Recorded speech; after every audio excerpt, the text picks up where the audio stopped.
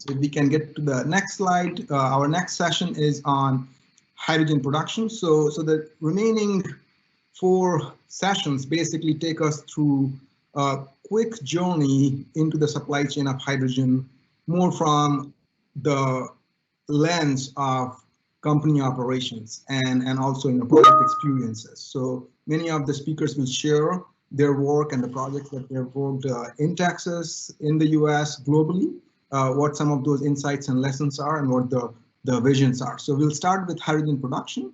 And we have 3 speakers in this panel: Joe Powell, who recently retired from Shell, Brian Weeks from GTI, and Al Burgunder from Linde. Each of you will have roughly 5 to 7 minutes. We'll give you a time check. And a reminder to the audience to please continue to type your questions in the Q&A box. So Joe, over to you, and each of the speakers please begin by a brief introduction, briefly introducing yourself. Joe, over to you. Next slide, please. All righty. Well, thank you, Varun, for that introduction. And there are my slides. So as Varun mentioned, I'm Joe Powell, Chief Scientist, Chemical Engineering for Shell. Retired as of 12 days ago, but was just on a call with Shell discussing hydrogen again this morning as an external advisor now. So hydrogen is front and center with Shell. We started Shell Hydrogen back in 1999 and are very excited to see opportunities expanding for it going forward. I'm also the chair of the HTAC Advisory Committee for SANITA. And so with Bob Hebner, we've been working on the annual reports these last couple of years and have done things like recommending the creation of the Center for Hydrogen Safety with AICHE. So certainly have a vested interest in hydrogen going forward. Now, if you could go to the next slide, please. So please don't take anything I say today as investment advice. Next slide, please. Recommending the creation of the Center for Hydrogen Safety with AICHE. So certainly have a vested interest. Okay, getting a bit of feedback now. Okay. So here we are, how Shell looks at production of hydrogen. It really has to be an integrated system.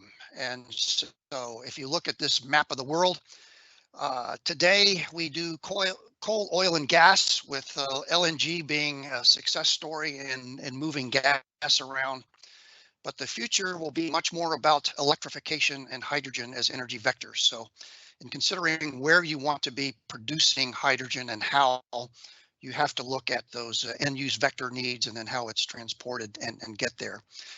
And so you can combine hydrogen with CO2 to make solar or renewable molecular fuels such as methanol.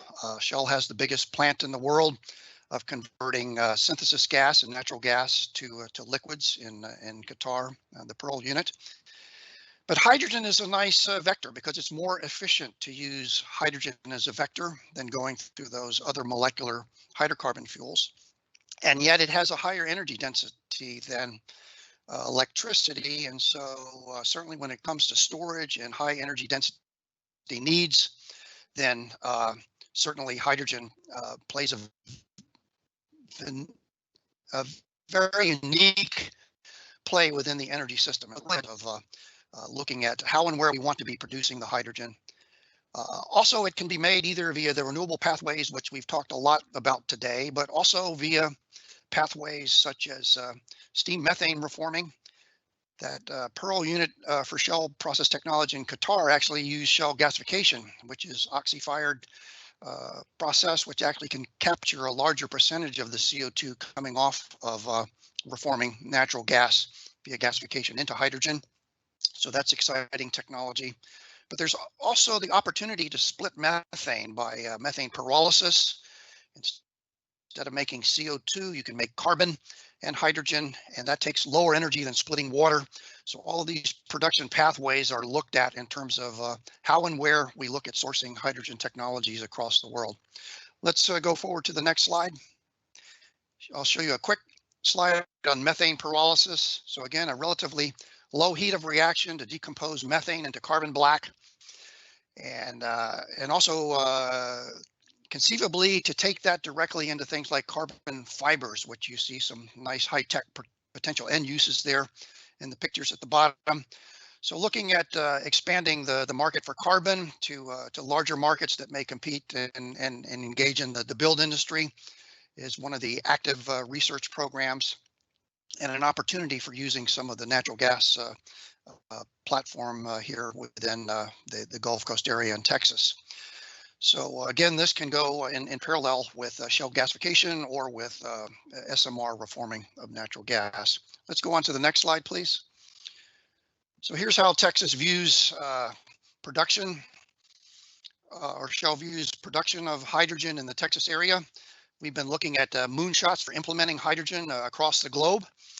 And you see the Gulf Coast area with opportunities to source the hydrogen from the Gulf Coast into other places within the United States, but also into Japan and to Europe as well.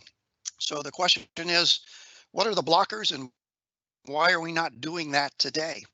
If you look at the U.S. hydrogen roadmap, you can say that hydrogen production can compete with the use of hydrogen for diesel applications because of the simplicity of the electric vehicle drivetrains, the lower maintenance costs of those vehicles. But the chicken and egg argument, again, and you're going to hear about this later, is what does it take to get a trucking fleet up and operative so that we can sell into that market? We don't have the trucks today to do that, and there's some issues that you'll hear about that need to be developed in order to be making that particular play. You can also take it from renewable power, and so we did a study with Texas A&M to look at shipping renewable energy via hydrogen from Texas to New York. And when you consider the land use costs and the storage value of the molecular storage via hydrogen, then that looks like an attractive proposition. So those are the issues that come into play today. We could be competitive in the diesel markets. The electrolysis technology is known. But certainly not at the price scale that we need today in order to be competitive in those markets. If we reform natural gas, which is a real advantage for the UF Gulf Coast area, primarily because of the ease of permitting and the ability to do carbon capture and sequestration for the CO2, and or use the methane pyrolysis and store the carbon as soil carbon and etc. So all of those opportunities are greatly advantaged in the Texas area relative to, say, doing them in California, where costing and storage is more expensive. So we certainly look at that. But you'd have to say that the policy is more aligned in the Netherlands currently today and in Northwest Europe in terms of all of the policies coming into play in terms of pricing on carbon. And so you see shared infrastructure projects coming in via the Port of Rotterdam projects, certainly the Nord Hydrogen and et cetera. And so what does it take to unlock that type of cooperative policy agreements and incentives in order to do that and invest in a large scale hydrogen project that could be from natural gas with carbon storage, and or it could be offshore or onshore wind and electrolysis. So what does it take to have those unified policy incentives in order to be able to make that happen? Who's going to own the CO2 if we're storing that in the pore space? What are the ease of the permitting restrictions in order to make that happen? And then how do we integrate the players so that we can get to the scale production of the hydrogen and get into play? So that is essentially the dilemma for investment, and it's an exciting opportunity. If we go to the final slide, I'll be continue to involved in this going forward. And I look forward to participating in the rest of the discussion today. Great, thank you so much. Let's move on. Brian, you're up next. Great. I'm Brian Weeks. I'm with Gas Technology Institute. I'm the Director of Business Development, and I'm located in Houston.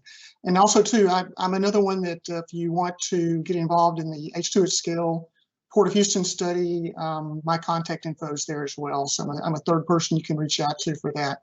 Next slide, please. So GTI is our research and development organization. I really won't spend much time talking about us because, but I do encourage you to take a look at our website. It's www.gti.energy. You can learn more about our pretty extensive hydrogen portfolio as well as the number of projects that we're doing in Texas through DOE funding. We have over $200 million worth of DOE projects currently ongoing, not to mention projects we're doing with private industry partners. So very excited about the long-term history we have with energy in Texas. Next slide, please. Let's talk about hydrogen production in Texas. Really, when you look at green and blue hydrogen, you're looking at really sort of a Texas is sort of like a tale of two cities. We generally, when you look at green hydrogen being hydrogen produced through, typically sourced from excess supply of wind or solar that there's not a capacity to take it into the grid, so you just convert it to hydrogen. That market is got a lot of potential for development in West Texas. Currently, today, that market does not exist. There is really almost no hydrogen produced currently, although the potential is great. But there's still quite a bit of R&D that needs to be done before we figure out exactly how to safely and reliably put hydrogen into a pipeline network. That's a conference in a presentation for another day. So that leaves us with blue hydrogen production. That is hydrogen produced from conventional resources with carbon capture and sequestration. So what you're looking at is actually Al Bergender, who's speaking after me, will probably talk about this in more detail, because what you're looking at is the sort of a piece of the extensive hydrogen infrastructure that's already in place in the eastern part of the state, both from production as well as demand and transportation and storage of hydrogen. So for the short and intermediate term, blue hydrogen is what we're going to, is really going to enable the hydrogen market in Texas. But is that really a bad thing? Next slide, please. Because is our goal green hydrogen, or is our goal decarbonization? By leveraging the infrastructure we already have in place, we can make the hydrogen and decarbonization goals, we can attain those much fairly quickly, at least compared to some of the predictions we were making only 5 or 10 years ago. Next slide, please. Here's an example of an example of what we would normally refer to as blue hydrogen. But is this really blue, or is it green? Blue hydrogen gives us a lot of flexibility. What you're looking at here is a technology. This is not a theoretical technology. This is a real technology, exists. Plants are currently in operation as we're speaking today, where we're taking something as ubiquitous as woody biomass and converting it and have the potential to convert to a number of different of end-use products, from green hydrogen to syngas to liquid fuels, even to fertilizers.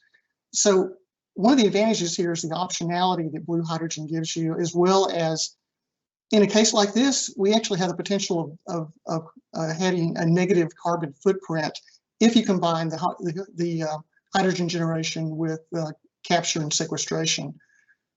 Next slide, please. Another advantage that blue hydrogen gives us is a cost advantage, particularly again in the near and medium term. This is a chart that was put together by Goldman Sachs through their investment research. It was published, I think, about 3 or 4 months ago. Again, I don't have time to get into the details here, but it's a comparison looking at blue versus green hydrogen at different electricity prices. Next slide, please. So the cost of hydrogen production is not necessarily our biggest challenge, though. Hydrogen is a solution for moving energy across space and time. Space, because hydrogen can move energy from one location where it's produced to another location where it's needed. And time, because hydrogen can store energy, again, from a time when it's produced to a time when it's needed. And it can be done at, quite honestly, much more effectively than, say, batteries can, particularly when we're looking at large volumes of energy storage and transportation. But there's cost challenges. And what you're looking at here, which I don't have time to go through this list, is just a number of different R&D programs on different ways to transport and store hydrogen to make it more cost effective for as we grow this hydrogen market and as we reach our decarbonization goals. Next slide. And this is my last slide. Hydrogen is going to be part of an integrated energy system. We don't need to tear down and we don't need to rebuild our energy infrastructure to accommodate hydrogen. What we need to do really is just repurpose, expand, modify, and leverage existing energy infrastructure. If you will, hydrogen is really a link between renewable energy growth and existing infrastructure. Others have said this in other presentations, but let me just reemphasize this, that the future of hydrogen is inextricably linked with natural gas, renewable energy, and the emerging science of carbon capture and storage. Those four things will all be part of an integrated energy system as we move forward into the future. Thanks. I think I'm right out of time, so appreciate your attention. Great. Thank you so much, Brian. Next, we'll hear from Al Burgunder from Linde. Hello, Varun. Thank you for inviting me to join this this panel, this roundtable. This has been good. So Al Burgunder with Linde Gases US. I'm the director of clean hydrogen. Even though I am sitting, as you can see, in cold the Northeast, although the snow is now gone, we have a very large footprint in Texas, along the Gulf Coast and also in the central part of Texas, up around Dallas. So we have a large investment in Texas, and we have a lot to be thinking about. And it's an area that predominates our thinking in many areas. One of them is clean hydrogen, and one of them is in terms of going for low carbon intensity. So if we can move to the next slide. Texas is blessed with an abundant supply of natural and man-made resources, as you can see here on this list. Everybody's aware of its energy resources, but let me touch on three other areas. As far as there's a great deal of byproduct hydrogen in Texas, byproduct coming off of cracking, reforming, and brine electrolysis. Based on the work performed by Argonne National Labs, these hydrogen sources have lower carbon intensity in comparison to traditional methods of hydrogen production. Texas also has an amazing infrastructure, which we have partially helped to build, especially in the production, distribution, conditioning, and storage of hydrogen. I especially want to highlight that the state is going to be having its first liquid hydrogen plant in La Porte, Texas, scheduled to start up in mid-year of this year. This plant, when it does come online, will be serving the requirements of Texas, along with most of the whole mountain range from New Mexico up to Wyoming, with liquid hydrogen supplies. Of course, carbon sequestration is a big factor, which Brian just touched on. And really, it's the Bureau of Economic Geology at the University of Texas that has been a leading organization in identifying and demonstrating the viability of carbon sequestration methods in Texas and also nationally. Let's go to the next slide, please. I'd like to focus my comments today on this chart that's titled Wells to Wheels bar chart. As you can see, it presents carbon intensity per mile of various transportation fuels and two energy transportation methods, one being internal combustion and the other one being fuel cells. So obviously gasoline, diesel, and CNG supply their energy by internal combustion. The rest of the bars that I have on this chart are fuel cell powered. What I really want to drive home here is that if our intent is to diminish carbon emissions, lower carbon intensity, why wouldn't we focus on grams of CO2 emissions per mile? And as you can see here with gasoline, diesel, and CNG, obviously, we all understand from our chemistry classes why the carbon intensity is lower. But when you look at hydrogen, and I'm talking about under liquid hydrogen, SMR, I'm talking about fossil natural gas. What a significant drop in terms of carbon intensity with fossil natural gas as a source of hydrogen, using it in fuel cells. And obviously the big value here is the fact that the efficiency of transforming that hydrogen into energy, useful energy, is the real factor here. And we're using an EER 2.5 that comes out of California for light duty vehicles. But even if you think about heavy duty vehicles, that EER might go down, but it's always above 1, okay? So I wanted to, I'm here today to highlight if carbon emissions, reducing carbon footprint in Texas is important, I think we need to get going now. And I think we have the resources now to do this. And furthermore, I talked about byproduct hydrogen earlier.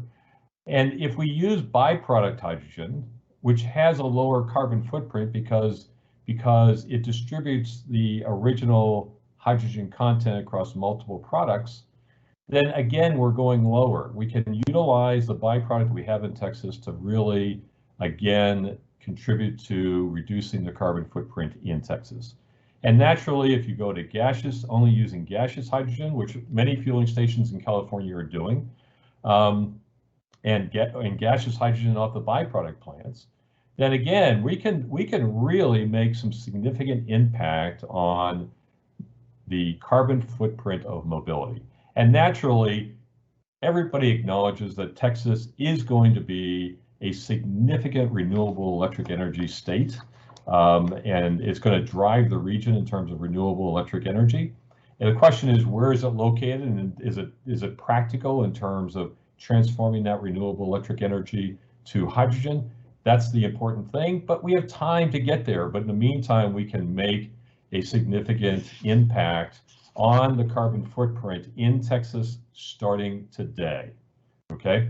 So what I'd like to do is just kind of highlight a couple of points here. As I said, we're looking at a possibility of impact today. The infrastructure is not a problem. We need very little infrastructure to dispense the hydrogen into the vehicles that are transformed to that.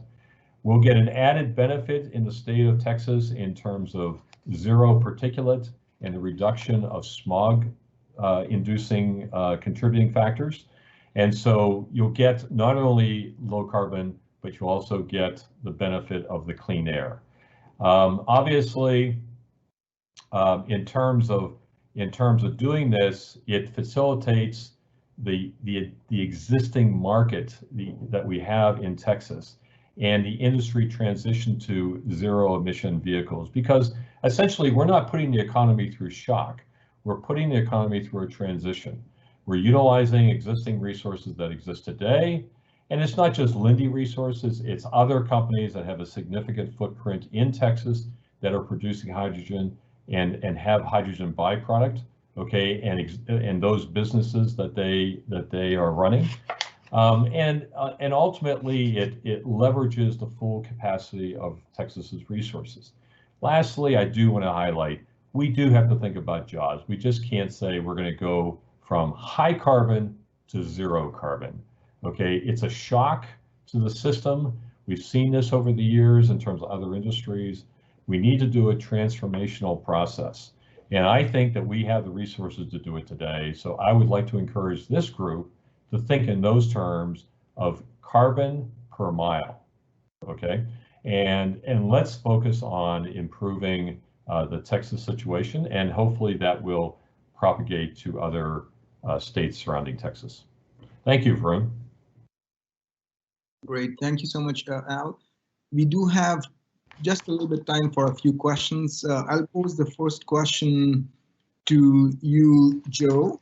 You mentioned the potential and need for a large-scale integrated project in Texas. You gave the example of the Netherlands. Could you share with us what key experiences and learning does such a project need to generate? What really are those big pieces that we learn from such an integrated project? Yes, I think if you can integrate the industry players who have committed to carbon reduction in the area, that's one opportunity to get the commitment, to get the scale to be able to do that sort of a project. But if you look at things like sharing CO2 pipelines for sequestration and a storage site, and then having the policy commitments in terms of who owns that stored CO2 and et cetera. Texas already has very easy of permitting, let's say, relative to California, to be able to do that project, and lowest cost of natural gas in the U.S. And so certainly all the parts are there to do that. Again, I think the main blockers are we don't have the trucks in order to go after heavy duty mobility in a large scale yet. And that's a higher value market for the hydrogen. And if you're looking at going after heating power, local industry, it's still cheaper to use natural gas unless there are policy incentives. And so right now we're relying on corporate to decarbonize with no direct policy incentives to be decarbonizing in the area. And that's different than let's say Rotterdam and the European scenario. So did that answer your question about what the factors would be to do that sort of a large scale project? I think that's certainly very helpful, Joe. Thank you so much for sharing those. Related to some of the questions that came up in the audience, Brian, is there work? So I couldn't hear you, Varun, but I read the question. I think the question had to do with sensing technology for hydrogen leaks. That's correct. And, okay, great. I have about a 1 hour webinar on hydrogen blending that I'd be happy to share with whoever asked that question. but the short answer is yeah, that along with a number of other issues, when you start putting hydrogen, particularly in a pipeline that's designed for natural gas, there's challenges. It can let me say it's engineering challenges. It can be done, and it can be engineered to accommodate hydrogen, but we have work to do to make that happen. So sensing technology is one of a number of different challenges with introducing hydrogen into the gas grid. Great. Thank you, Brian. And one question, I think maybe Al, you can take a stab at this, but others are welcome to chime in. You mentioned not much infrastructure being needed, especially initially for some of the mobility transformation you talked about. So the question from the audience member is, what's the financial feasibility of building hydrogen fueling stations that are sufficient for heavy trucks across the U.S.? Well, that's a more challenging question, obviously, when you say across the U.S., because as we all know, trucks are going to take a lot more hydrogen, and fueling them in an efficient period of time is going to be critical. And so there's a lot of factors that come into that. Okay, I personally would like to see trucks adopt liquid hydrogen as a fuel, because we could fuel them a lot faster and we could support them much more effectively across the country. But that's a big, before we even get to that, that is a huge factor in terms of the amount of hydrogen that you're talking about for fuel. Let's focus on Texas. Texas, let's start just as I'm indicating with my bar chart, let's start growing into this. We can make an immediate impact by switching light duty vehicles over to hydrogen. The fueling stations are not that expensive, and the cost of the hydrogen will be very low, because you're not talking about being fixated on green. You're talking about taking the hydrogen off the infrastructure we have here and delivering it, which will be very effective. So I think if we move in that step, if that market expands, that's going to create more demand. It's going to get people more interested in supplying more fueling stations. And by that point in time, the trucking industry will be coming online. Okay, we're expecting it 2024 or so for them to start putting out vehicles. But truthfully, right now they're going to do it in California because that's where the infrastructure is. So I think Texas has an opportunity to really move this event forward, and to demonstrate the fact that no, it's not zero in terms of carbon emission, but it's 50% less than what's happening today. And if we wait for 5 more years to get that zero, we've lost that opportunity that we have right now. And Varun, I'd comment on the I-45 corridor program, which is an alternative fuel corridor between Houston and Dallas. So they're looking at putting in a station each in Dallas and Houston, and one in between. $10 million or so investment in order for the trucking sector to start unlaunching that. So good example of initiatives within Texas to start moving down that path. Great. Thank you so much. Any parting comments from any of you in terms of, as we look at hydrogen production, what's the biggest surprise to expect in the next 5 years?